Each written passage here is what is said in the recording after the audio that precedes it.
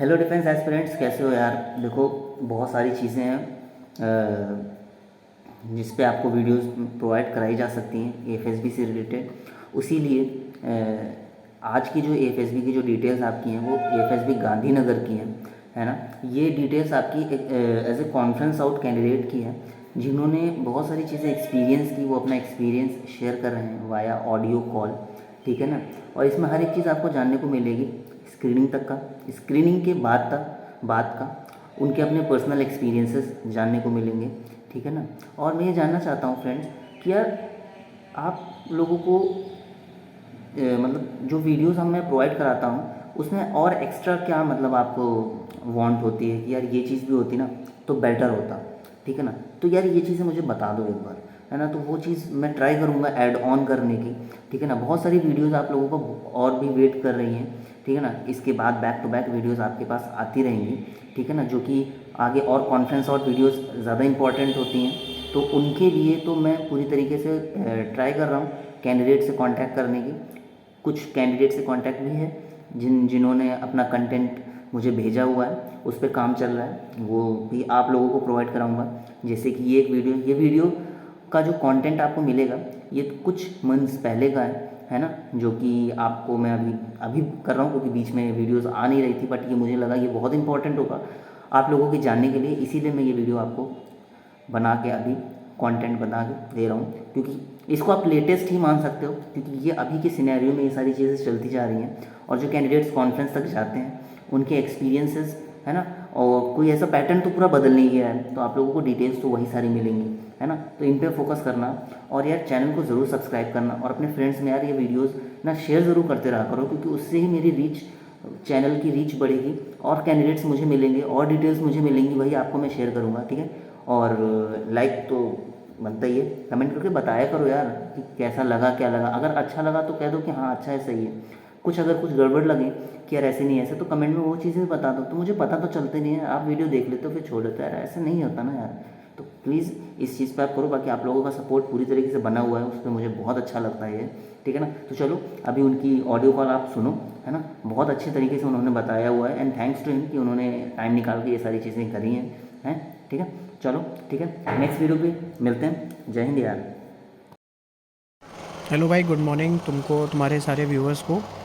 तो यार ये मेरा एक्सपीरियंस है 3AFSB गांधीनगर का, और this was my first SSB and it was dated on 4th of July. तो 4th से 9th तक मैं वहाँ पे रहा था।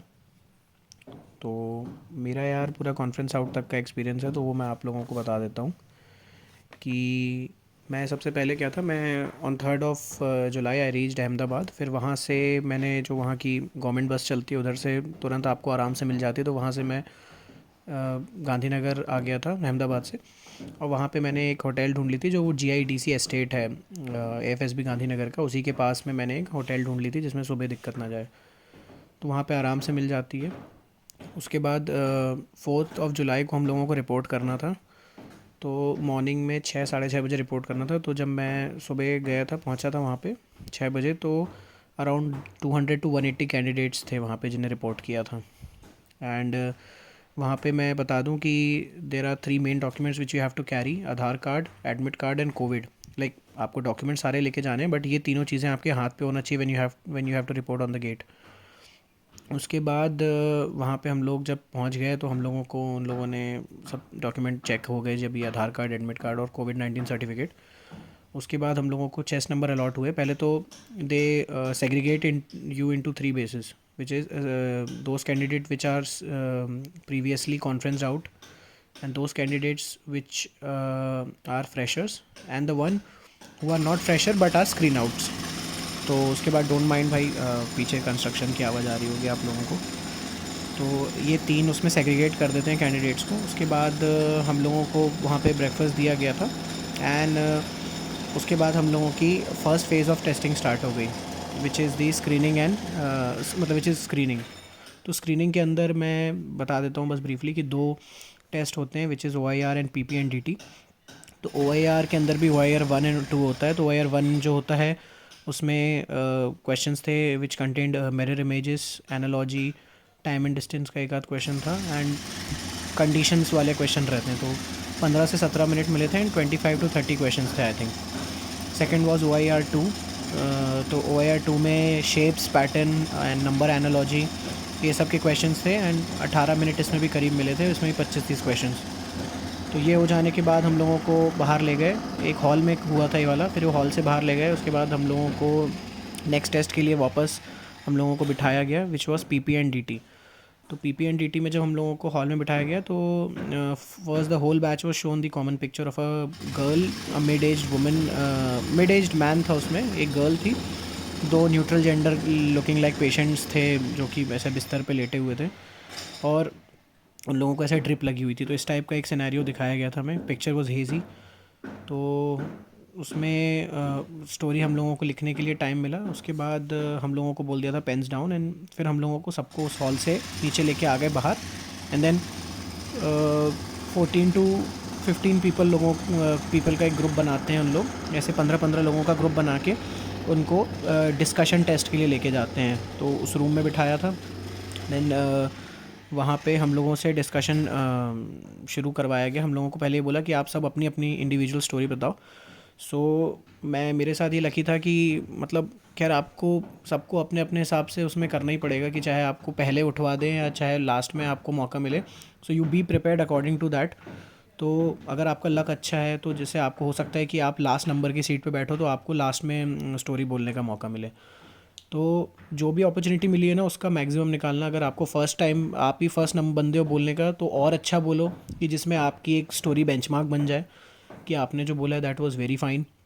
और if you get the chance at last to speak, so अपने आप को और अच्छा प्रिपेयर कर लो उतनी देर में कि मैंने मतलब आप you can revise your story 2-3 times in your mind at that time.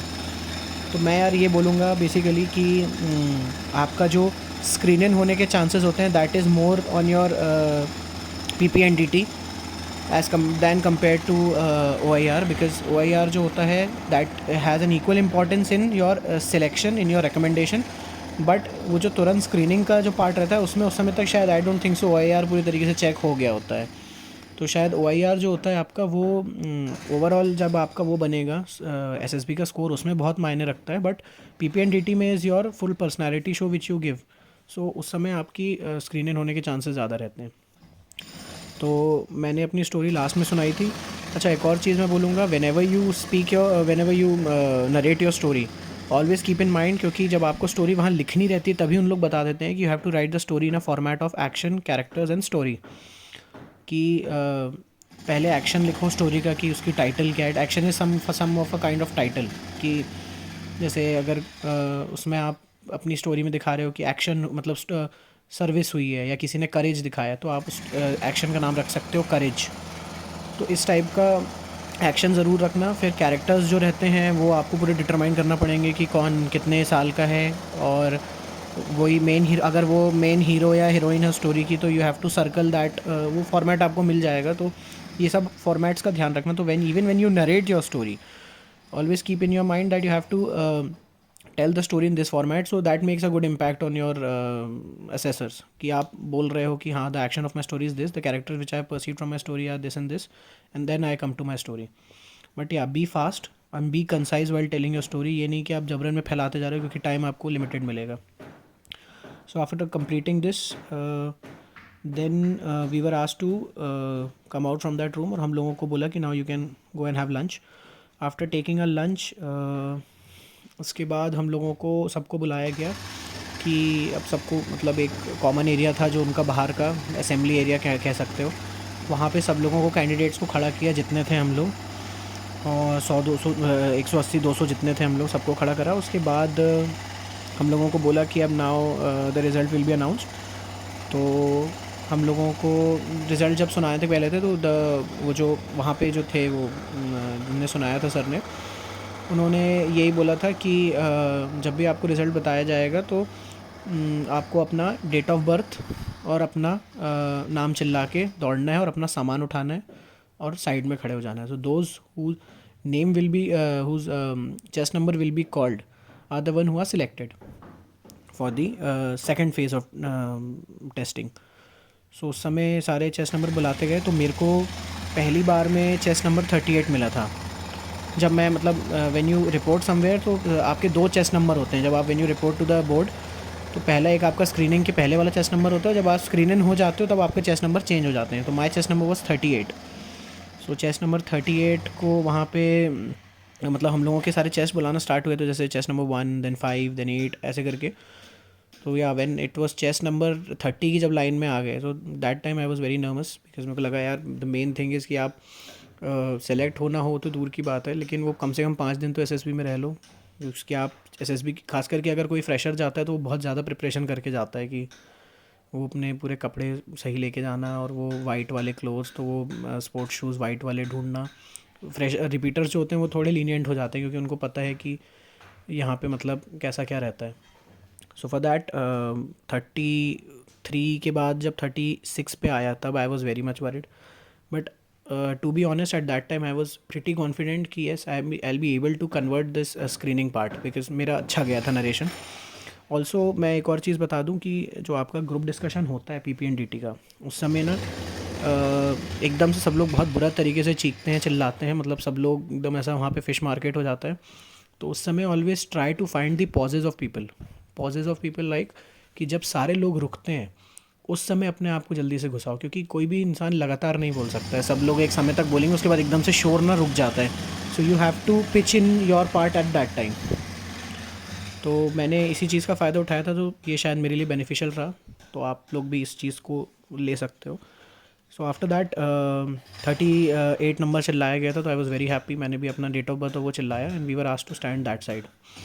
उसके बाद हम लोगों को 2 मिनट दिए गए थे कि to call your parents and tell them कि आप लोग मतलब अब यहाँ पे ही रहेंगे, आप लोग स्क्रीन इन हो गए हैं, तो अब आपके सारे फ़ोन जो हैं वो जब्त हो जाएंगे। तो tell your parents to not call you if you have to call them. आपको यहाँ से ही एयरफोर्स की जो वो रहते हैं उनका अंदर ही का जो उनका मोबाइल रहता है उससे आपको कॉल करने मिल जाएगा, तो उससे आप बात कर लेंगे।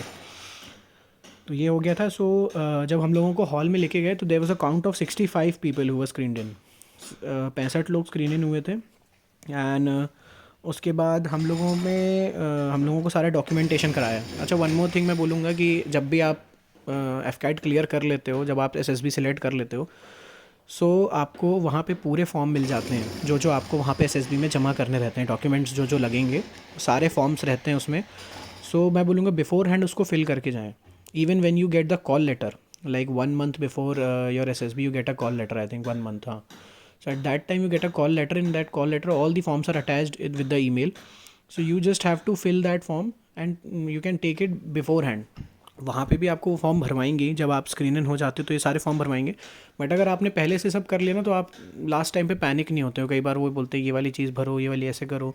तो अगर आपने ये आराम से घर में बैठ के कर लिया रहता है तो आप एक किक स्टार्ट मिल जाता है। बाकी it's all up to you. तो वहाँ पे भी सारे फॉर्म मिल ही जाते हैं। तो वो सारे फॉर्म भरवाए गए। तो वन वेरी इंपॉर्टेंट थिंग कि any person who is not having like graduation marks above 60% are purely not eligible for air force and even for the SSB of air force. Because वहाँ पे हमारे साथ एक कैंडिडेट ऐसा था जिसके शायद एग्जैक्ट 60 नहीं बन रहे थे, उसके 58-59 आ रहे थे व्हेन वहाँ पे भरना पड़ता है जब फॉर्म में। सो उसकी डिग्री जो भी वो लाया था उसमें 58-59 का बन रहा था स्कोर। तो उसको तुरंत वहाँ पे मना कर दिया गया था। तो still the air force give you chance, because आपने क्लियर करा है, स्क्रीनिंग क्लियर कर लिया, आपने रिटर्न किया, तो दे आर वेरी फास्ट। मतलब ऐसा भी नहीं है कि आप उनको ऐसा झूठ नहीं बोल सकते कि नहीं सर मेरे तो आए। ही वॉज क्लेमिंग दैट कि सर मेरी डिग्री में दिक्कत है, मेरे मार्क्स इससे ज़्यादा ही बने थे, वो प्रिंटिंग में प्रॉब्लम आई है। तो ही दी एसएस जो वहाँ पे वो थे एसएसबी के एडमिनिस्ट्रेशन था, उनने then and there they called his university कि सर आपके यहाँ का स्टूडेंट आया और उसका ऐसा ऐसा। So they are very quick in these things. तो उसको बोल दिया कि द यूनिवर्सिटी ने भी शायद उस चीज़ को फॉल्स क्लेम बोला कि नहीं ऐसा कुछ नहीं है, डिग्री सही प्रिंट हुई है। तो still he was given a chance, the board gave him a chance that आप अगली बार फिर से आ जाइए अपने करेक्ट करवा के विद इन 2-3 मंथ्स, 2 मंथ्स का ऐसा कुछ टाइम दिया और आपको नेक्स्ट जो बैच आएगा उसके साथ करवा देंगे फेज़ 2 में सीधे स्क्रीन इन के बाद वाला process. So after that guy went we were 64, 1 left, so 64 बचे थे हम लोग। तो सारे डॉक्यूमेंटेशन होने के बाद वी वर अलॉटेड अकोमोडेशन तो 64 लोग जो थे उसमें 8 रूम थे वहाँ पे, और 8 के उसमें बांट दिया गया हम लोगों को ग्रुप में, मतलब एक रूम, एक डॉमेट्री टाइप रूम्स होते हैं, तो एक रूम में 8 लोग। तो सारे रूम्स जो हैं they are named after an aircraft. So ऐसा रहता है कि जैसे पहला आपका सुखोई हो गया, फिर किरण हो गया, सतलुज हो गया, ऐसे करके सारे रूम्स हैं एएफएसबी गांधीनगर में। तो एयरफोर्स के जो एसएसबी होता है उसमें एक चीज़ ये रहती है कि they don't give you the time to rest in your day one. आपका डे वन में ही आपका स्क्रीनिंग भी हो जाती है, और डे वन में ही they take your psychology test. तो साइक टेस्ट के लिए हम लोगों को बस 2 घंटे, हम लोग मतलब वहाँ से जब फ्री होके आए थे तो 1-2 घंटे ही, जब तक हम लोग सेटल डाउन हुए और हम लोग ने रेस्ट किया, हमें आई थिंक 5-5:30 बजे हम लोगों को बुला लिया गया था फॉर द साइकोलॉजी टेस्ट। तो साइकोलॉजी टेस्ट में हमको जो ब्रीफ़ किया गया था वहाँ पे, जो ऑफिसर थे उन्होंने ये ब्रीफ़ किया था कि ये टेस्ट जो है, इस टेस्ट में आपको कोई भी ब्रेक नहीं मिलेगा। You won't be given a break, not even for 5 minutes. बस 1 मिनट के लिए, कि जब तक आपके एक टेस्ट हो जाने के बाद पेपर जमा होकर दूसरा आएगा, उतनी देर का ही ब्रेक मिलेगा। Because this is the main motto of this test, कि इसमें आपके ब्रेन को रेस्ट नहीं देना है, so that you show your inner self. Because जब आप स्क्रीनिंग का वो टेस्ट देते हो, सब में आप क्या करते हो, बहुत सजा सजा के अपनी स्टोरी लिखते हो, बहुत अच्छे से अपने आप को प्रेजेंट करते हो। तो आप some or the other way you may even fake your personality, but in this you can not fake your personality, because आपको यहाँ पे 4 टेस्ट देने हैं in a back to back manner. So psychology test में आपको पता होगा कि there are 4 test: TAT, SRT, WAT and SDT. So coming to the first test, which is TAT. TAT is thematic appreciation test. In this you are shown 12 pictures back to back, same as the PP and DT. The pictures quality, the pictures genre are same like the PP and DT, कि वो वैसी दिखती हैं, hazy रहती हैं। Time limit इसमें थोड़ी कम रहती है, एंड इसमें आपको वो फॉर्मेट फॉलो नहीं करना रहता है कि कैरेक्टर्स और आपका एक्शन और वो, और कोई नरेशन नहीं है। इन स्टोरीज़ में बस आपको क्या है कि आपको एक स्टोरी दिखाई गई, उसके बाद आपको शायद 3 मिनट का टाइम मिलता है, आपने जल्दी से उस स्टोरी पे लिखा कुछ, उसके बाद एकदम से एक बीप साउंड बजेगा, मतलब आपका जो बोर्ड है उस पर स्टोरी चेंज हो गई है। फिर आप क्या कहते हैं, नेक्स्ट स्टोरी देखोगे, फिर उसके बारे में लिखोगे, तो ये बैक टू बैक चलता रहेगा।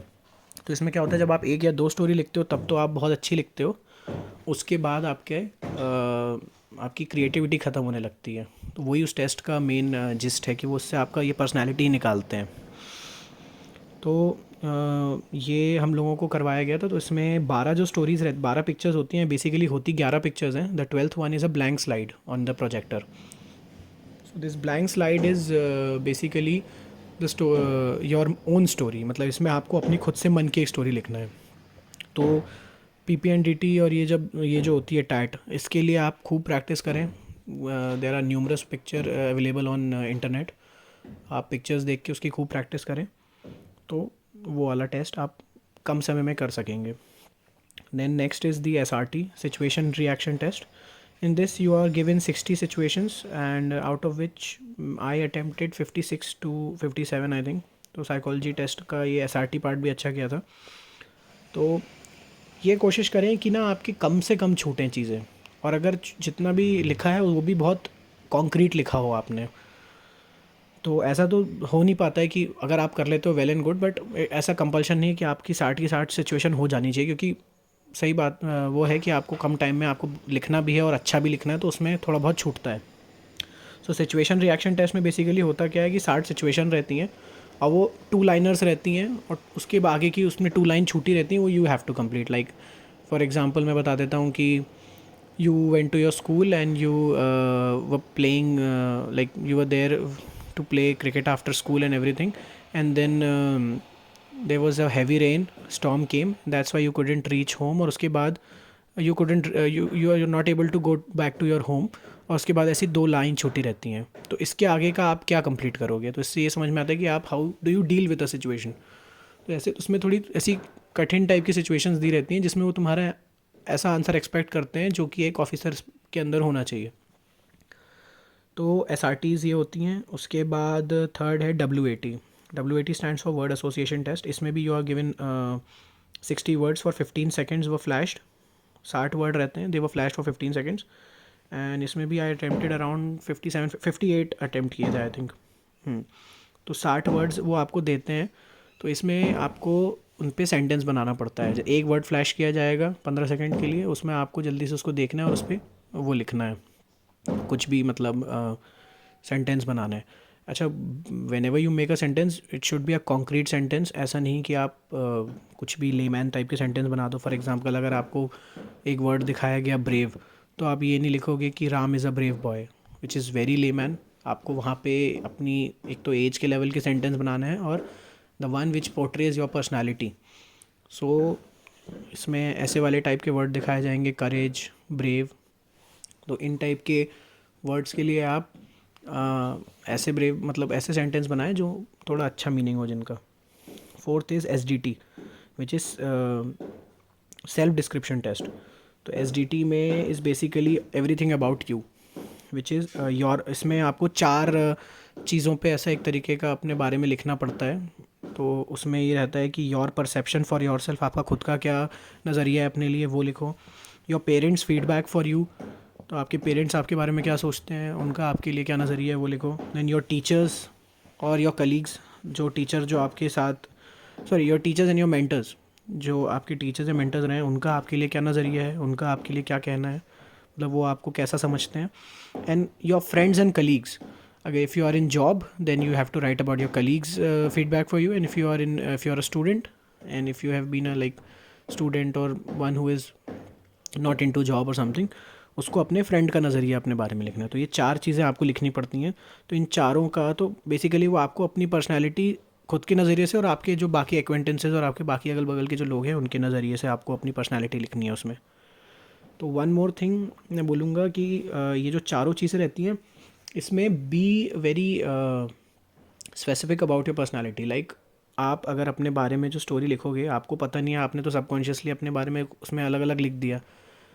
तो आपकी स्टोरी, आपने कुछ अलग चीज़ लिखी, SRT में आपने सिचुएशंस लिखी, तो होता क्या है कि इस सबसे आपकी ना मेन पर्सनैलिटी चेक की जा रही है।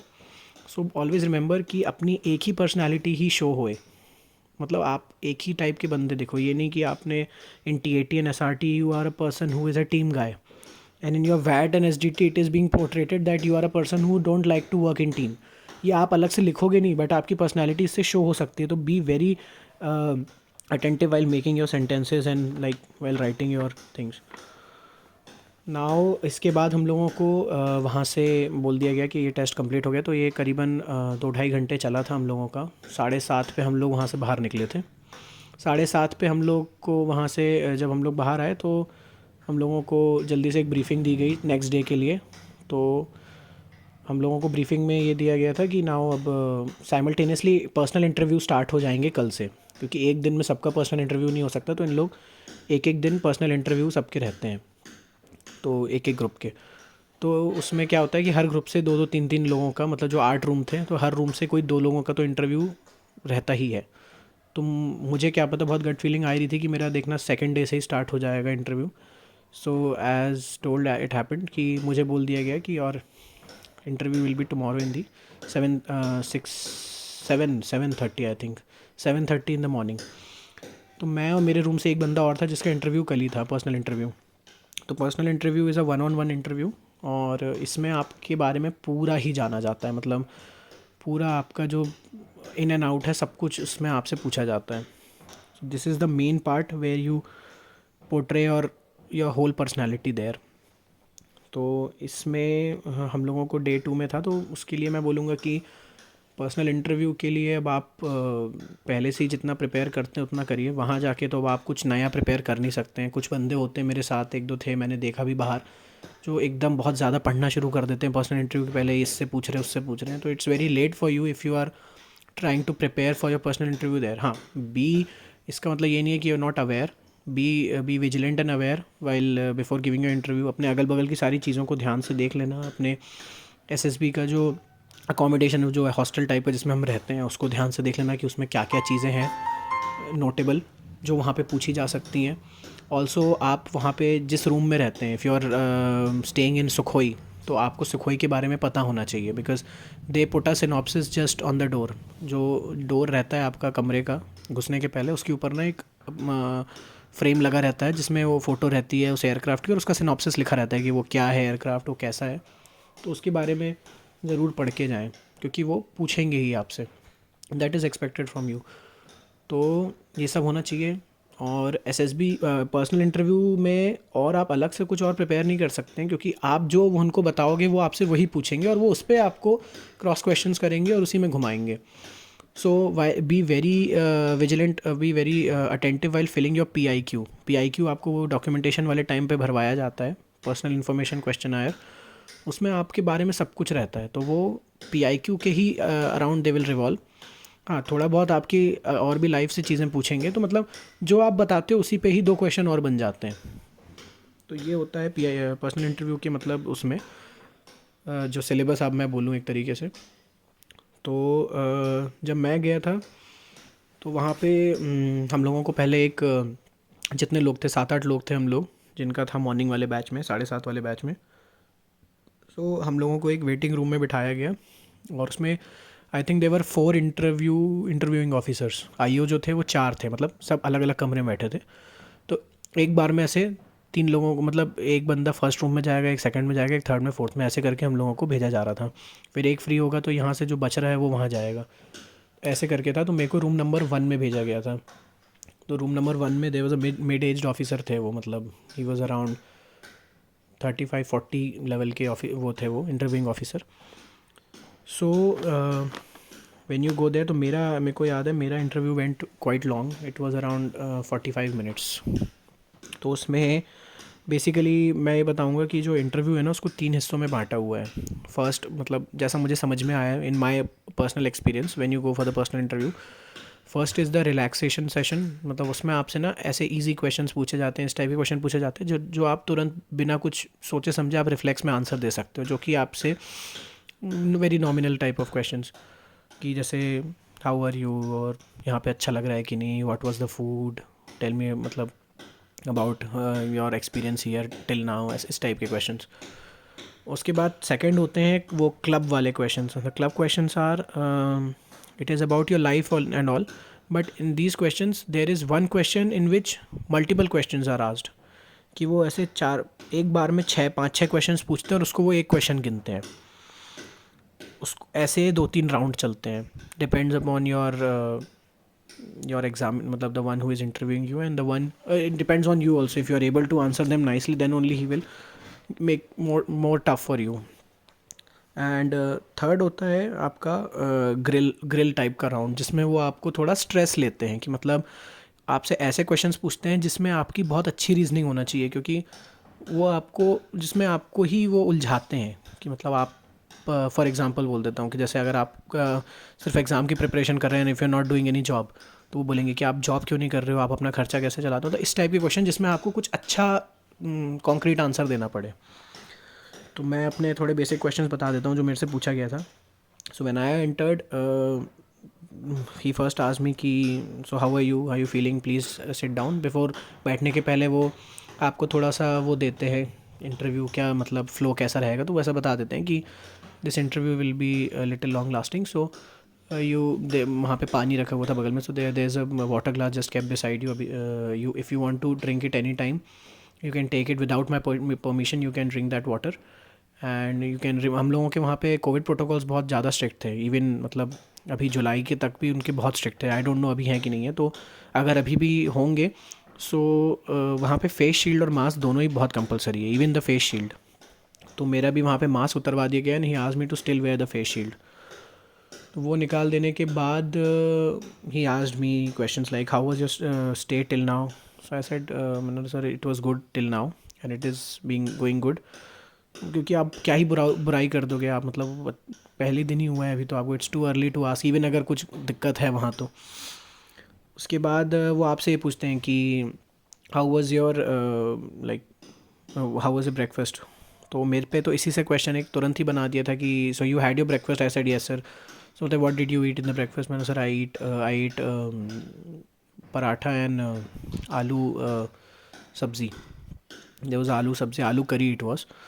तो ही सेड कि अच्छा what do you generally eat for your breakfast when you are at your home at this time. Sir at this time I don't eat this kind of heavy breakfast. I usually eat sprouts, because मैं वही सब खाता हूँ मतलब सुबह उठ के. Sir I eat sprouts, I eat seasonal one seasonal fruit, which ever fruit has it season right now, I eat that fruit, and one apple. तो उसने बोला कि अच्छा so you eat this kind of light breakfast in the morning then it might be very heavy for you. तो मैंने ये बोला कि sir it indeed was very heavy for me, but as I had to give an interview, so I couldn't go. I was not in that state that I will go empty stomach to give an interview. So that for that I had to fill my stomach, and for that I to make a balance between my routine, because मैं तो इतना heavy एकदम से सुबह खा नहीं सकता, तो so that's why I ate one paratha to balance it out. तो बोलते हैं ओके दैट्स नाइस. तो उसके बाद फिर उन्होंने मेरे से ये पूछा कि चलो come on let's start with your city, tell me about your city, where do you live. So I belong to Jabalpur. तो मैंने अपनी सिटी के बारे में उनको बताया. So be very good while speaking about your city. आपको अपनी सिटी के बारे में सब कुछ पता होना चाहिए. ऐसा नहीं है कि आपको उन पर पूरा एक निबंध लिख के आना है, लेकिन अपनी सिटी के बारे में बहुत अच्छे से याद रखना है. उस पर आपको अच्छे से बोलते आना चाहिए. उसके हर एस्पेक्ट को कवर करना. मैं आपको बताऊंगा कि मतलब अपनी सिटी के ना 3 एस्पेक्ट हमेशा रखना है: पॉलिटिकल, जोग्राफिकल और हिस्टोरिकल. हिस्टोरिकल ऐसा कि आपकी सिटी में पहले क्या क्या हुआ है, मतलब किसका रूल था उस पर, कौन से उसका पार्ट था, क्योंकि every city some or the other way belongs to some dynasty in the past. तो आपको उसका हिस्टोरिकल एस्पेक्ट भी थोड़ा पता होना चाहिए. पॉलिटिकल में आपको ये पता होना चाहिए कि हमारे यहाँ पे अभी कौन सी गवर्नमेंट का रूल चल रहा है. हमारे यहाँ पे पॉलिटिकल में बहुत पॉलिटिकल एडमिनिस्ट्रेशन में सब आ जाता है कि हमारे यहाँ पे आपकी सिटीज़ में ऐसी क्या बड़ी एडमिनिस्ट्रेशन चीज़ें, जैसे for example in my city Jabalpur there is a big cantonment and it is very important for defence aspect. या यहाँ पे हाई कोर्ट भी है मध्य प्रदेश का. तो इस टाइप की चीज़ें आपको पता होना चाहिए कि आपकी सिटी में क्या है. Third is the geographical and topographical aspect, कि इसमें आपको ये पता होना चाहिए कि आपकी सिटी के पास से कौन सी माउंटेन रेंजेस जा रही हैं, या मतलब कौन सी हिल्स हैं. आपकी सिटी जो है वो उसके बगल से कौन सी रिवर जा रही है. आपकी सिटी का एरिया कितना होगा, उसकी पॉपुलेशन कितनी होगी. तो ये हो जाता है जोग्राफिकल एस्पेक्ट. तो ये 3 चीज़ों में आप अपनी कभी भी अपनी सिटी के बारे में प्रिपेयर करें, इन माय ओपिनियन. उसके बाद अब उनने मुझसे बोला कि ओके सर लेट्स नाउ, मैंने उनको जब पूरा सिटी का सब बता दिया. सो ही नाउ आज मी कि मतलब अब now I will ask you questions. उन्होंने बोला कि इस टाइप के क्वेश्चन पूछूंगा जिसमें आपको मैं एक बार में 5-6 क्वेश्चन पूछूंगा, and you have to answer me all the 6 questions starting from in the chronology in which I asked you. जैसे मैंने पहले ये वाला क्वेश्चन पूछा, दूसरा ये वाला पूछा, तो तुमको इसी तरीके से आंसर भी देना रहेगा. So he's asked me that. So now let's ask you I'll ask you the first question. So tell me about your favorite subject you were weak in, why it was your favorite subject, your education since class 8th till class 12th, sports you played in school, and the chief minister and governor of Gujarat.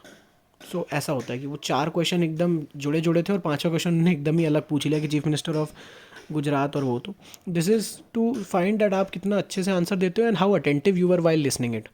एक आध question अगर आप miss कर देते हो that's not a problem, because that will be carry forwarded in the next question. ये वो दूसरे क्वेश्चन जब पूछेंगे वो उसमें कंटिन्यू हो जाएगा. तो उन्होंने आपसे ऐसे स्टार्ट करते हैं कि आपका फेवरेट सब्जेक्ट क्या था, तो उसमें आप वीक क्यों थे, तो ये क्लास 8-12 तक का आपका एजुकेशन कैसा रहा, 8वीं से 12वीं तक का. फिर sports you played in school, तो ये वाला स्पोर्ट्स ही क्यों खेला. तो इस टाइप का क्वेश्चन है, तो इस पर आपको आंसर देना है. तो इसमें हो जाता है कि आप एक आध भूल जाओ, बट यार be very vigilant while listening him, sorry while like while he is telling you question, be very vigilant while listening. उसके बाद उनने मेरे से सेकंड क्वेश्चन पूछा कि आफ्टर आंसरिंग, तो इसमें मेरे सारे सही हो गए थे. गवर्नर ऑफ गुजरात मेरे को उस समय याद नहीं आ रहा था. मैंने sir I am very sorry, I am not able to recall the governor of the Gujarat, but as soon as I get the answer मैं आपको बताता हूँ, मतलब and if not I will be able to answer it in conference. बोलता है okay fine.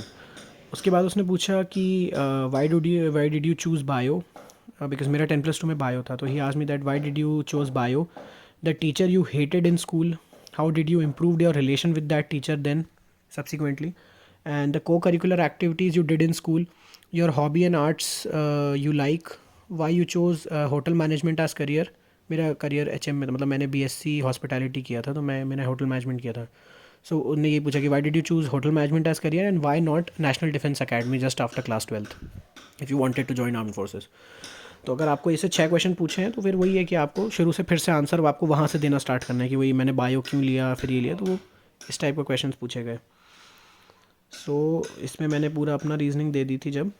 उसके बाद the club third question ही आज मी, तो मतलब ये 2 क्लब क्वेश्चन हो गए. थर्ड क्लब क्वेश्चन ये था कि why you chose air force as a career, why did you prepare for the exam, how did you prepare for the exam, like आपने उसको प्रिपेयर कैसे किया।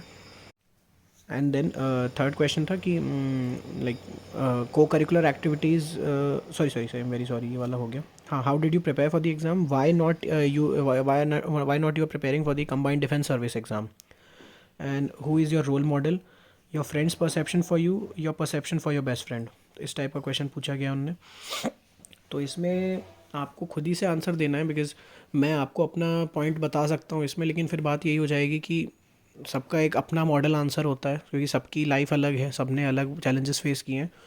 तो जो भी बताएं उसको बहुत अच्छे से बताएं। जैसे मेरा अगर पूछेंगे कि मैं अपना आंसर बताता हूँ इसमें, कि जैसे उनने पूछा कि why did you not join NDA and started your career in the civil area, like अगर आपको फ़ौज में आनी था तो आपको एनडी करना था। तो मैंने बोला कि sir eight that time it was not in a very mature age, so I prepared for the National Defence Academy, but the preparation was not that good, so I was not able to clear the exam.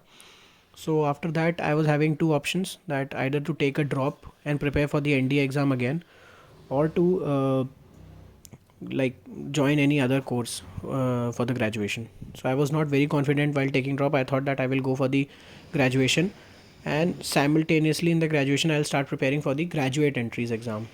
सो मैंने यही answer दिया था अपना। तो वही होता है कि वो आप उनको एक आंसर देते हो, फिर उस पर वो 2 क्वेश्चन और बना लेते हैं।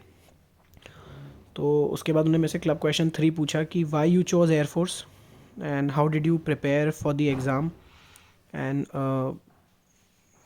सॉरी ये भी हो गया है 4th। हाँ ठीक है, तो ऐसा ये 3 ही क्वेश्चन हुए थे बस ग्रिल राउंड के, वेरी सॉरी। हाँ ये हो गया। उसके बाद फिर उन्होंने स्टार्ट किया वो ग्रिल वाला राउंड, जिसमें वो मतलब थोड़े स्ट्रेस सेंटर में, तो वो ऐसा बताते नहीं कि अब आपका ग्रिल राउंड स्टार्ट है वो है, बट वो समझ में आ जाता है कि अब क्लब क्वेश्चन बंद हो गए, अब थोड़ा वो वैसे वाले क्वेश्चन पूछने लगे जिसमें थोड़ा स्ट्रेस था।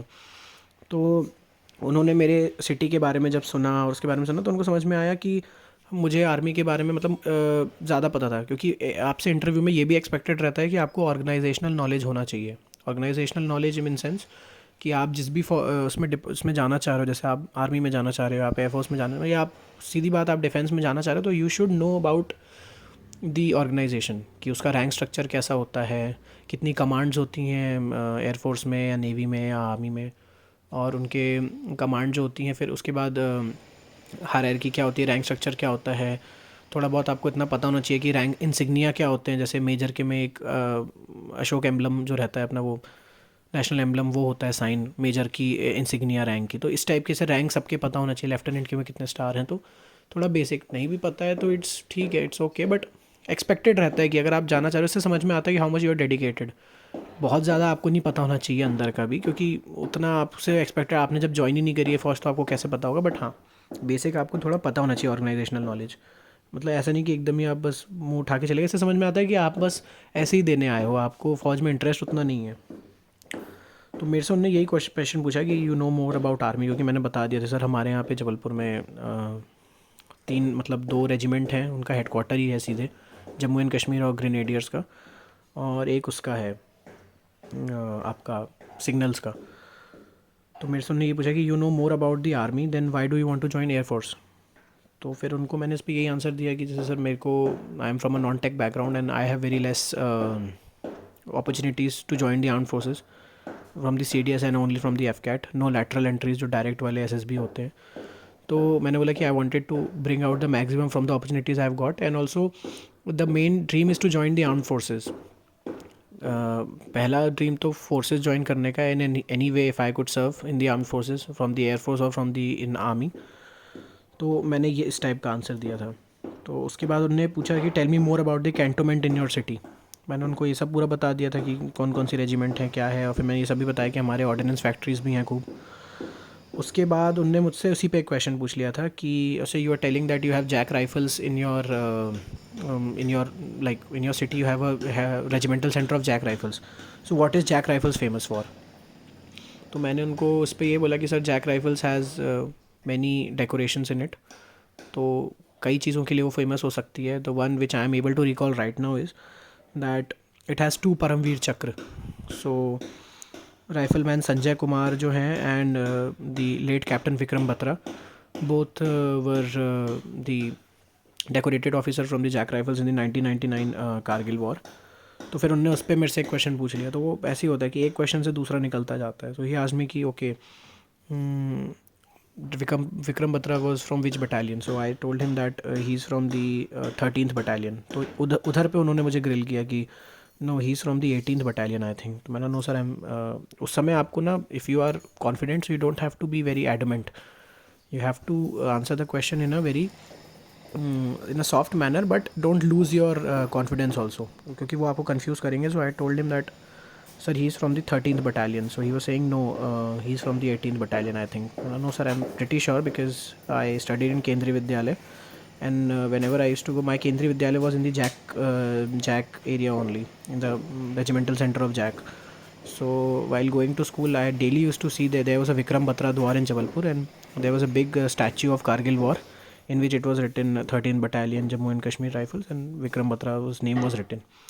So then he found that okay, if he is confident, then फिर वो आपको ग्रिल नहीं करेंगे, क्योंकि वो समझ जाएंगे कि आप जानते हो. तो इस टाइप के उसमें वो आपको ना इसी टाइप के तरीके से ग्रिल करते हैं कि आपको गलत आंसर बुलवाने की कोशिश करवाते हैं. फिर उसके बाद उन्होंने मेरे से इस टाइप का क्वेश्चन पूछा कि benefits of being the, I am a younger child, मतलब मेरे ऊपर मेरे एक सिबलिंग है, तो उसने यही पूछा कि benefits of being a younger child क्या है, टेल मी, कि मतलब आपको क्या फ़ायदा लगता है, और उसके डीमेरिट भी क्या लगते हैं, कि what is the demerit of being a younger child. तो उस पर दोनों पे उसने मेरे से दो पूछे थे कि आप दो बताइए कि आपको क्या चीज़ में बेनिफिट करते हो, क्या डीमेरिट है. तो बेनिफिट्स में यही होता है कि आपको बहुत कुछ सीखने मिलता है अपने बड़े भाई बहन अगर रहते हैं तो. You get a very good mind map, road map मिल जाता है आपको. एंड दूसरी चीज़ ये रह जाती है कि आपको करियर और ये सब में भी खूब हेल्प मिलती है. एंड आपको मतलब एक सब कुछ चीज़ जो आप करने जा रहे हो वो आपको मतलब पहले से एक टेस्ट केस मिल चुका रहता है कि आपके भाई बहन ने जो गलतियाँ करी हैं आप उससे सीख सकते हो. तो वो आपको एक मिल जाता है. और वो आपको यंगर जनरेशन जो होती है वो थोड़ी ज़्यादा स्मार्ट होती है, तो उन लोगों को दोनों चीज़ कंपेयर करने का भी समय मिल जाता है कि पहले चीज़ें कैसी थी और अभी कैसी हैं. तो एनीवे, डीमेरिट्स में आप ये मतलब डीमेरिट्स में मैंने यही सब बोला था कि आपसे उतनी ही एक्सपेक्टेशन कर ली जाती हैं जितने आपके भाई बहन से होती है. If by chance if they are very good in studies और if they are a good role model kind of people, तो you have been also expected to same things from you, they expect you same things from you. So आपके लिए भी एक set standards बन जाते हैं. Sometimes every person is different, सबकी अपनी अपनी अलग अप्रोच होती है. तो कई बार आपके लिए ये एक्सपेक्टेशन हो जाती है सोसाइटी में. ये सब डीमेरिट्स हो गए. उसके बाद उन्होंने पूछा था कि हाँ, ये क्वेश्चन उन्होंने मेरे को बहुत कंफ्यूज किया था. मतलब उन्होंने पढ़ लिया था कि I have studied from IHM Bhopal, institute of hotel management Bhopal. तो मेरा ग्रेजुएशन वहाँ पे हुआ है. तो उन्होंने मेरे उसमें पढ़ लिया था PIQ में कि मैं IHM भोपाल से पास आउट हूँ. तो उन्होंने मुझसे यही पूछा कि okay so tell me you like how do you go to your college. तो मैंने बताया सर कि I go from the Shahpura area, then I go to my college. ये वहाँ का एरिया है. तो उन्होंने पूछा you don't go from the Arera colony area. मैंने बोला sir the Arera colony is on the right side of from my college gate, and I used to live in there's one Gulmohar area, one more area where I used to live. तो बोलते हैं मैंने sir I use to live in Gulmohar, so I use to just take left from my college gate and go. तो बोलते हैं no no no, उनने एक area पढ़ लिए होंगे भोपाल के जो भी है, क्योंकि आने के पहले इंटरव्यूअर भी थोड़ा प्रिपेयर करता है अपने आप को कैंडिडेट को बुलाने के पहले. तो उन्होंने मेरे से बोला no no, you are telling me a wrong path to go to your college. I think so. The college is in the Arera colony area, so you might be coming from the Arera. मैंने बोला no sir. तो वो एक तरीके से आपका stress देते हैं, क्योंकि कई लोग इस समय में गिव अप करके बोलेंगे no no sir you are right, I am sorry sir you are right. तो वो उस समय आपका ये देखते हैं कि आप इतना प्रेजेंस ऑफ माइंड आपका है कि नहीं कि आपको अपने खुद के कॉलेज का रास्ता याद है. उनको तो खुद को कुछ नहीं पता होगा, बट वो आपको क्रॉस चेक करते हैं. तो मेरे से इस टाइप के क्वेश्चन पूछे गए थे. फिर ये पूछा गया था कि तुमने हॉस्टल में रहे हो फर्स्ट ईयर में, उसके बाद 2 साल तुमने बाहर पे रहे हो फ्लैट में, तो why did you do that. तो मैंने उनको यही सब बताया कि सर मेरा as I told that I had to prepare for these exam, so it was not very much efficient for me to prepare for the competitive exam while staying in the hostel, क्योंकि वहाँ पे थोड़ा disturbance खूब रहता है, आपको इतनी privacy नहीं मिल पाती. और फ्लैट में आपको, मैंने बोला sir I stayed with the same friends which I made in hostel but in a private like flat, because वहाँ पे उन लोग भी कुछ की प्रिपरेशन कर रहे थे, मैं भी कर रहा था. तो वहाँ पे एक एनवायरनमेंट बन गया था. हॉस्टल में वो एनवायरनमेंट नहीं मिल पा रहा था मेरे को. तो इस टाइप के आपको you have to, the questions are not that tough, but the answer should be very good concrete. There should be a solid reasoning for everything which you give. ये नहीं कि आप बस कुछ भी बोल रहे हो तो वो फंसा लेते हैं आपको। ऐसा एक दो के साथ हुआ था जो मेरे साथ थे या कोई और जिनसे बात हुई थी, तो उन लोगों को सबको कुछ ना कुछ में फंसा ही लेते हैं। फिर उनने मेरे से इस टाइप का क्वेश्चन पूछा कि your pocket money and how do you manage finances. So मैंने अपना ये सब बता दिया कि सर मेरे फाइनेंसेस अभी बहुत कम है, मिनिमल है, क्योंकि I am in my student phase. So like only books and stationery का ही है। I don't go to out somewhere, like I meet my friends but that is very minimal, that once twice in a month, और वो उसी समय हम लोग ऐसे कहीं बाहर जाते हैं। तो उसमें मेरे को इतने कोई फाइनेंस की ज़रूरत है नहीं कि मतलब मैं हूँ, तो that is I am dependent on my parents. मतलब उसके लिए my parents give me help for that. And तो उस चीज़ को आपको ऐसा शो करना, ये नहीं कि आप मतलब अपने आप को पूरा ही वो दिखा दो कि आप कुछ कर भी नहीं रहे हो और आप घर में बैठे हो। तो आपको इस टाइप की सिचुएशन में डालेंगे, बट अगर if you have given a good answer they will like not say anything to you. फिर उसके बाद उन्होंने मेरे से पूछा your routine and study time table. मैंने उनको बताया सर मैं ये करता हूँ। फिर बोलते कौन सा सब्जेक्ट कब पढ़ते हो। मैंने बताया सर ये वाला ऐसा पढ़ता हूँ, वो वाला सब्जेक्ट तब पढ़ता हूँ। तो उनको सारे बताए मैंने, क्योंकि as I am preparing for UPSC CDS and FCAT, तो आप सारे सब्जेक्ट पढ़ लेते हो मोस्टली। तो उन्होंने मेरे से ये पूछ लिया कि अच्छा so you are studying geography, तो come on tell me question on answer on geography. So मेरे को उस समय खूब डर लगा कि अभी कोई बहुत अच्छा कठिन सा बनाएगा, but he asked a very easy kind of questions कि जो इंडिया की सारे कोस्ट लाइन स्टेट हैं, from starting from the west to east, इसका आंसर दो। तो कई बार वो क्या होता है, जब आप स्ट्रेस में रहते हो और आपसे वेस्ट ईस्ट पूछा जाता है ना, तो you get confuse while telling west and east. वो थोड़ा सा उससे आपकी ये देख लेते हैं कि आप मतलब आपको लोकेशन और मैप्स भी समझ में आते हैं कि नहीं। तो वो इस टाइप का क्वेश्चन उन्होंने पूछ लिया था। तो मैंने उनको वही गुजरात से लेके वेस्ट बंगाल तक का पूरे सारे स्टेट्स बताए। तो उनने सारी कोस्ट पूछी थी और उनके बारे में मतलब स्टेट्स का नाम पूछा था। तो उसके बाद उन्होंने पूछा how do you prepare for your current affairs. So I said that he asked me how do you get updated about the world awareness and everything. I said that I read the Hindu newspaper and in the morning, and I also watch geopolitic content in YouTube, and I also listen to news on television. But yeah, the main sources are the YouTube and this your newspaper. So बोलते हैं अच्छा you read newspaper, what is the name of the editor in chief of the Hindu? सो उसका भी मैंने उनको answer बता दिया था कि सर ऐसा ऐसा नाम है उनका। तो फिर उसके बाद बोलते हैं कि अच्छा तो as you new newspaper I have one question for you. तो ये एक क्वेश्चन था जो बस मुझे इंटरव्यू में नहीं बना। मैं बेसिक मतलब एक जिसमें मेरे को कुछ मतलब मैंने नहीं बोल पाया। बाकी सब क्वेश्चन का कोई ऐसा एक स्पेसिफिक आंसर था नहीं, और जिनके स्पेसिफिक वाले थे वो बन गए थे। तो ये क्वेश्चन जो था उनने मेरे से पूछ लिया था कि okay so tell me what is going on between France and Australia relation. तो ये एक बहुत बड़ा टर्म हो जाता है कि फ्रांस इतना बड़ा, ऑस्ट्रेलिया इतना बड़ा, तो इनके बीच में तो कई चीज़ें हो सकती हैं। So I said sir could you be more specific that what is what area you are covering that in the France and Australia. So he said that I am asking you in the defense aspect. तो अब मेरे को बिल्कुल ही कुछ याद नहीं आ रहा था उस समय कि वो क्या पूछना चाह रहे थे। तो आई सेड कि sir I am very sorry sir, I am not able to recall it right now, but I will get updated on it till my conference. तो बोलता है ओके वेरी गुड, तो you must know about it. मैंने बोला okay sir. तो वो France and Australia का relation, अब तो ये न्यूज़ पुरानी हो गई है, बट फिर भी मैं बता देता हूँ आप लोगों को कि वो न्यूज़ ये थी कि मतलब एक ऑकस डील वाली प्रॉब्लम चल रही थी कि फ्रांस ने ऑस्ट्रेलिया ने एक्चुअली फ्रांस को सबमरीन बनाने का कुछ वो दिया था, क्या बोलते हैं, ऐसा टेंडर दिया था कि वो हमारे लिए सबमरीन बनाएंगे फ्रांस। बट उसके बाद ऑकस फॉर्मेशन हो गया, ऑस्ट्रेलिया UK US का जो एक ट्रियो फॉर्मेशन है, वो फॉर्मेशन होने की वजह से ये हो गया था कि ऑस्ट्रेलिया ने मतलब एक तरीके से उनको दगा करके फ्रांस को वो डील आधी आधी बांटती थी UK और US में। तो उसकी वजह से फ्रांस भड़क गया ऑस्ट्रेलिया पे कि मतलब पहले हम लोगों को ये डील दी बनाने की और अब आपने अपने क्लाइंट चेंज कर लिए। तो उसकी वजह से वो रिलेशन ख़राब हुआ था फ्रांस और ऑस्ट्रेलिया का। तो he was being specific on that part. उसके बाद उन्होंने बस हाँ यही सारी चीज़ें पूछी मेरे से।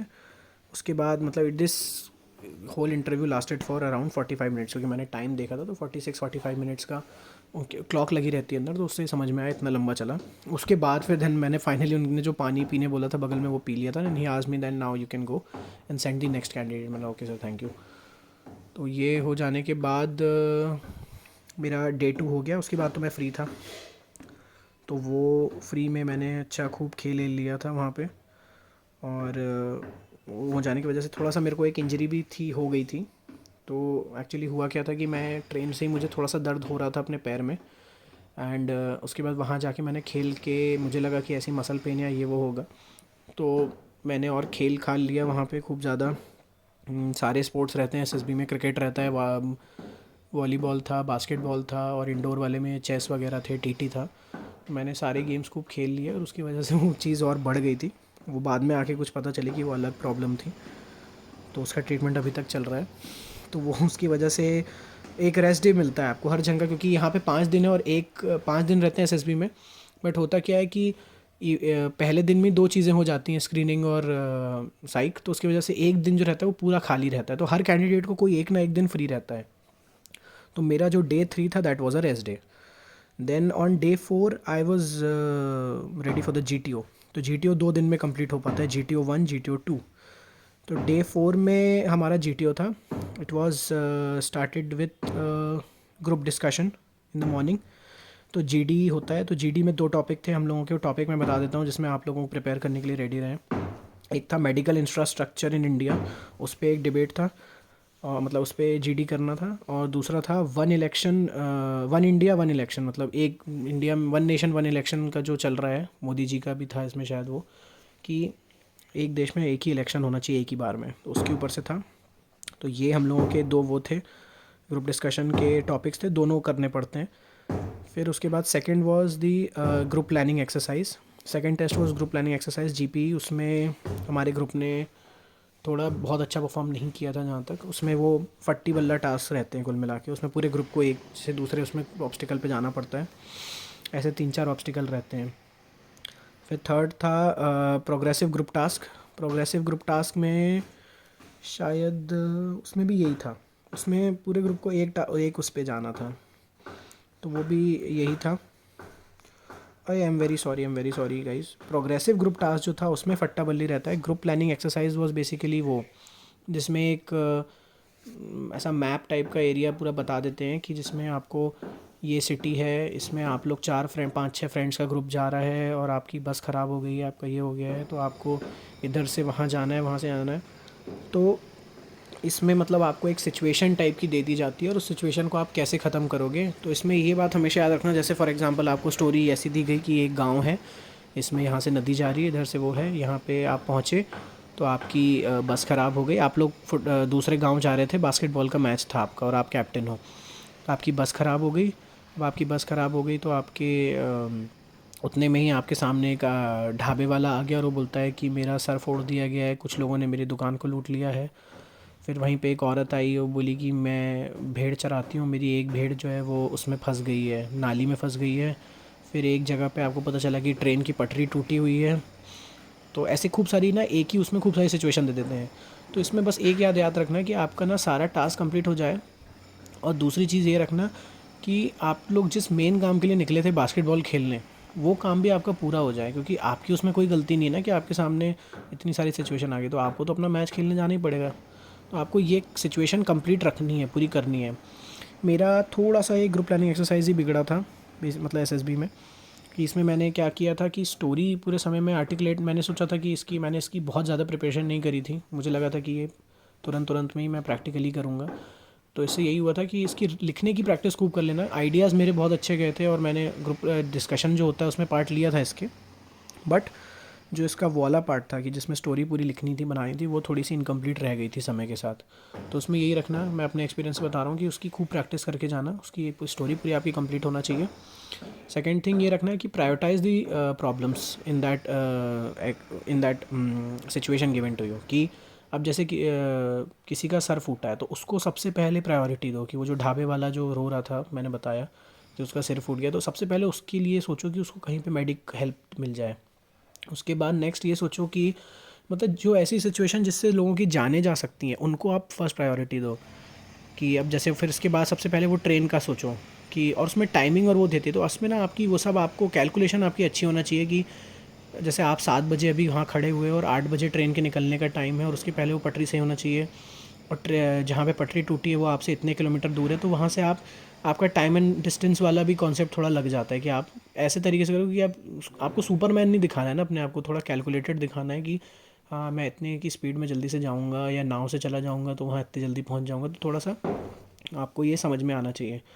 बहुत सारी चीज़ें रहती हैं उसमें, नोट करिएगा। जैसे नदी भी बह रही है ना, तो उसमें अपस्ट्रीम डाउनस्ट्रीम का भी वो दिखता है साइन, तो उससे ये समझ में आएगा कि अगर बहाव की तरफ से जाऊँगा तो जल्दी पहुँचूँगा। तो मतलब ये सारी चीज़ों का उसमें बहुत अच्छे से उसको रीड करना, उस मैप को जो दिखाते हैं, और जब वो जीटीओ आपको समझाते हैं उसके बारे में, तो सिचुएशन को प्रायोरिटाइज़ करना। अब जैसे इस सिचुएशन में लीस्ट प्रायोरिटी मैं किसको दूंगा, वो जो भेड़ अटकी हुई है, कि वो भेड़ को बाद में भी निकाला जा सकता है, पहले ये लोगों की जान बचाना ज़्यादा ज़रूरी है कि ट्रेन पलट गई तो, या वो आदमी मर गया तो ऐसे करके आप सिचुएशन को करना, और फिर लास्ट में आपको अपना बास्केटबॉल मैच भी खेलने जाना है टाइम पे 5 बजे। तो ये रहता है। इसके बाद हो जाता है आपका प्रोग्रेसिव ग्रुप टास्क जो था, वो जो मैंने गलत बता दिया था, जी ग्रुप प्लानिंग में मैंने प्रोग्रेसिव का बता दिया था। Progressive group task was the फट्टी बल्ला टास्क। उसमें पूरे ग्रुप को एक टास्क एक से दूसरी जगह ऐसे 2-3 सिचुएशन में इस पार उस पार होना पड़ता है। वैसे 3-4 वो बना देते हैं, ऐसे ऑब्स्टिकल्स बना देते हैं। तो पहला ऑब्स्टिकल पार करके फिर दूसरा पार करके ग्रुप को पूरा जाना पड़ता है। जितने ज़्यादा कर ले आपके ग्रुप उतना अच्छा है। इसमें आपके पूरे ग्रुप की टीम वर्क रहता है। जीटीओ का याद रखें, GTO is fully team work. GTO में आपको बिल्कुल भी मतलब अपने आप को तो पोर्ट्रे करना है, बट इसको कंपटीशन ना माने। There is nothing like competition in the SSB. It's all about your personality and your the OLQs basically. OLQs जो हैं वो आपको पता होना चाहिए। जो 15 OLQs हैं, if you are preparing for the SSB, वो आपके हाथ पे होनी चाहिए, आपके मतलब आपको रटी होनी चाहिए, क्योंकि उन 15 OLQs पे ही आपको तीनों टेस्ट में जज किया जा रहा है, whether it is personal interview, whether it is GTO, or whether it is your screening or that psychology test. कि उसमें आपको पूरा वो OLQs अगर आपके अंदर हैं तो you will be selected. If you don't have, you don't possess those OLQs, वो आपके अंदर तो आप चाहे कितना भी कर लेंगे एसएसबी, आप नहीं निकाल पाएंगे। तो उसके बाद था फोर्थ जो चीज़ हुई जीटीओ डे 1 में, was the snake race. Snake race में हम लोगों को वो एक ऐसा बड़ा सा ऐसा स्नैक टाइप का वो रहता है, वो ऐसा टकिया जैसा लंबा सा, दैट वाज गिवन। एंड उसके सामने खूब सारे ऑब्स्टिकल कोर्स था कि ऐसे पहले वो चढ़ के जाना है, फिर वहाँ से कूदना है, फिर दे वॉज ऐसा ऐसी बल्ली लगी हुई थी, उसके ऊपर से पूरे ग्रुप को चल के जाना है। तो उसमें बेसिकली ये है कि ये भी टीम वर्क का रहता है। वो दीवार चढ़ना है, वो चढ़ना है। वो स्नैक जो रहता है वो आपके प्रॉप है बेसिकली। तो that prop should not fall from your hand, from your grip. तो वो आपके समय पूरे साथ आपके साथ रहेगा वो, and you have to carry that snake with your self. एंड एक बार में 3 लोग ही जा सकते हैं जिसमें स्नैक ना गिरे। तो वो स्नैक को लेके जाना है। And there should also be a war cry for your group. तो उसमें सारे चारों एक दिन में 4 ग्रुप की रेस होती है वो स्नैक रेस में। तो जो फर्स्ट आता है उनका अच्छा इंप्रेशन बनता है। उसमें 4 जीटीओ खड़े रहते हैं एक बार में, तो सारे जीटीओ आपको ध्यान से देखते हैं कि आपने ग्रुप को क्या योगदान दिया जब when you were running on that obstacle course. Second part is the GTO 2 which is group testing officer 2। इसमें हम लोगों को सेकेंड डे हुआ ये। तो this was the last day of SSB which was day 5। तो इसी दिन GTO 2 भी था और कॉन्फ्रेंस भी था। तो GTO 2 में हम लोगों से करवाया गया half group task. Half group task was basically like progressive group task, but इसमें जैसे 8 का ग्रुप था हम लोगों का, तो 8 में 4-4 हिस्से में बांट देते हैं, और फिर वो 4-4 लोगों को एक ही टास्क में यहाँ से वहाँ जाना रहता है। उसके बाद था वो फट्टी बल्ला टास्क की आप खूब सारी वीडियोस देख सकते हैं। उसमें यही है कि उसमें आपकी पूरी प्रैक्टिकल नॉलेज टेस्ट होती है, तो उसके लिए आप वीडियोस देख सकते हैं। बट अगर आप फ्रेशर्स जा रहे हैं तो थोड़ा सा अपने आप से भी कोशिश करना करने की, क्योंकि अगर आप बहुत ज़्यादा वो कोचिंग वीडियोस देख के जाते हो ना, तो उससे वो समझ जाते हैं कि आप थोड़ा क्यूरेटेड तरीके से सिचुएशन को डील कर रहे हो। They are very well in understanding these things. उसके बाद next thing is lecturette. Lecturette में इज़ जस्ट लाइक एक्सटेम्परी मतलब उसमें 2 टॉपिक जो रहते हैं आपको दिए एक टॉपिक पे बोलना रहता है। And there were 4 choices given, कि 4 टॉपिक रहते हैं, उनमें से कोई एक आपको सिलेक्ट करना है। तो उसमें भी आपको 2 मिनट मिलता है आई थिंक, जल्दी से उस टॉपिक के बारे में प्रिपेयर करके आने के लिए। और फिर वहाँ से बेल बजती है, तो आपको जल्दी मतलब बाहर आप चिट उठाते हो और आप बाहर जाते हो, उस टॉपिक के बारे में जल्दी से सोचते हो कौन सा टॉपिक आपको लेना है, 2 मिनट उसके बारे में प्रिपेयर करते हो flow, and then you come in. So इस लेक्चरेट में भी मैं बोलूँगा कि ये लेक्चरेट जो है, this is again your it's like an extempore. तो you be very specific while speaking in this, and also there should be a flow in your lecture. ऐसा नहीं कि आप उठाए और लेक्चर पूरा बोल दिए। The lecture should contain 3 to 4 things. In this should be a format. That first thing is introduction to the topic, for example मैं आपको बताता हूँ कि जैसे मेरे को 4 टॉपिक दिए गए थे। वन वॉज स्मार्ट सिटी, उसमें 2 हैवी टॉपिक होते हैं, एक मीडियम लेवल का होता है और एक चौथा वेरी इजी रहता है, वो आपके ऊपर आपको कौन सा लेना है। तो फर्स्ट वाज जैसे Indianisation, indigenously developed weapons in India, उसके ऊपर से था। दूसरा था कि ये सार्क जो होता है अपना, सार्क समिट, सार्क का सक्सेसफुल समिट, उसके ऊपर से बोलना था। थर्ड था smart city project of India. And fourth था ग्लोबल वार्मिंग था शायद। तो अब ग्लोबल वार्मिंग अगर आप बोल के अच्छा बोलते हो तो बात है, नहीं तो एक तरीके से ये बहुत ही सस्ते टॉपिक हो जाते हैं। इंडिजीनियसली वेपन्स ये तो था, इनमें you need to be very technical, तो मैंने इसलिए ये वाला चुना नहीं, क्योंकि इसमें मैं बोल तो लेते बट आप सस्टेन नहीं कर पाते अपने आप को 2 मिनट तक, क्योंकि वो 2-3 मिनट ऐसे सुनने में बड़े कम लगते हैं, बट जब आपको बोलने की बारी आती है तो वो बहुत लंबा लगता है वो 2-3 मिनट। मैंने स्मार्ट सिटी चूज़ किया क्योंकि लकीली यहाँ जाने की पहले मेरी सिटी भी स्मार्ट सिटी वाले प्रोजेक्ट के अंदर आती है, तो लकीली मैं जहाँ खेलने जाता था वो that ground was constructed under the smart city project. तो वहाँ पे स्मार्ट सिटी का पूरा मैप लिखा हुआ था कि स्मार्ट सिटी क्या है, स्मार्ट सिटी का पूरा मतलब वो लिखा हुआ था उनके ऑब्जेक्टिव्स। तो उसकी वजह से मेरे पास कुछ कुछ था इस पे बोलने के लिए टेक्निकलिटीज़, तो इसलिए मैंने स्मार्ट सिटी चुना। तो when I was asked to speak, तो आप ये बात याद रखना कि I covered the 4 key points in my lecture, and my lecture was revolving around that flow only. That first was like when I asked to speak, so I said that my topic is this and this, and the flow of my lecture will go on with the introduction of the lecture, then the modern advancement and development in that lecture, and उसके in that area, मतलब कि जैसे smart city का introduction, फिर उसके अभी तक उसमें क्या एडवांसमेंट हो गया है और उसके बेनिफिट्स क्या हो गए हैं हमको, and objectives yet to meet, मतलब इस टाइप की चीज़ें कि अभी भी इसमें और क्या बेटर किया जा सकता है, मतलब इसको और क्या किया जाए, my own opinion for this, and finally the conclusion. तो ऐसे 5 हिस्से में बांटना अपने लेक्चर को, और ये अपना एक फ़्लो बता देना। Whenever you tell your flow to the audience, they will get very interested and attached to your lecture, कि मतलब वो आपके उसमें जुड़ जाते हैं। नहीं तो अगर आप बोलते रहोगे फिर लोग इंटरेस्ट छोड़ देते हैं उसके ऊपर से। तो जब भी अपनी ऑडियंस को आप कुछ भी सुनाओ, उनको जब भी आप होस्ट करो, तो उनको कम से कम आप एक फ़्लो बता दो कि मेरा लेक्चर कैसा चलेगा। अच्छा, be very specific about this कि when you speak your lecture, you don't look at your GTO, you look at your all the people sitting there, and not you should not look at the walls or looking up to the ceiling or something. You should look into eyes of every candidate sitting there. So ऐसे करके lecture देना है, so that you are able to connect to your audience. ये हो जाने के बाद lecture सबका हो गया था। उसके बाद हम लोगों को लेके गए इंडिविजुअल ऑब्स्टिकल कोर्स पे।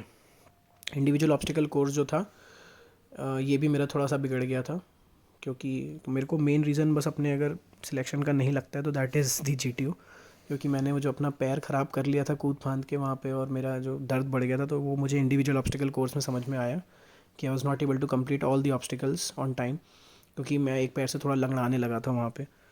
सो इसलिए अगर आपको कोई इंजरी है तो वहाँ पे उसको और बढ़ाइएगा मत, और SSB के पहले कुछ भी ऐसा मत कर लेना कि आपको इंजरी बढ़ जाए।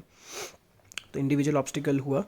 उसके बाद इंडिविजुअल ऑब्स्टिकल में आपके ये सब रहता है, जैसे एक हाई जंप का रहता है, फिर वो मंकी वाला रहता है, मंकी वाली रोप रहती है, वो उसमें जाना रहता है, मंकी बार्स रहता है, या फिर एक टाइगर लीप बड़ी ख़तरनाक है FSB गांधीनगर की, वो बहुत ज़्यादा लंबी रहती है, मतलब उसमें 6, 6.5, 7 फीट का गैप रहता है स्टैंड से और रस्सी के बीच में। तो आपको ऐसे टाइगर जैसे कूद के वो रस्सी को पकड़ना पड़ता है, और फिर वो रस्सी से आपको अपर बॉडी की स्ट्रेंथ से नीचे आना पड़ता है। ऐसे नहीं कि आप बस स्लाइड होके नीचे आ गए, ऐसे पकड़ पकड़ के नीचे आना रहता है। तो ये सब टास्क जो थे वो मेरे लिए करना थोड़े कठिन हो गए थे, क्योंकि एक पाँव चल नहीं रहा था। तो ये वाले सारे टास्क रहते हैं। एंड आफ्टर दैट वो हो जाने के बाद I think there were 8 task, I think 8 और 9 थे, और हर टास्क पे ना, नहीं और ज़्यादा थे, हाँ, और हर टास्क पे ना पॉइंट्स होते हैं। तो कुछ टास्क जो होते हैं जैसे टाइगर लीप या ये बर्मा मैंने किया था, तो ये सब टास्क जो रहते हैं इनमें ज़्यादा पॉइंट्स होते हैं, और जो छोटे मोटे वाले रहते हैं कि सिंपल बस वो डबल डिच और इनमें कम पॉइंट्स रहते हैं। तो आपके ऊपर है, आपको अगर कोई डबल वाला, मतलब जो ज़्यादा पॉइंट वाला है उसको पहले करना है तो आप उसको कर सकते हो, कम वाले को करना है तो कम वाले को कर लो।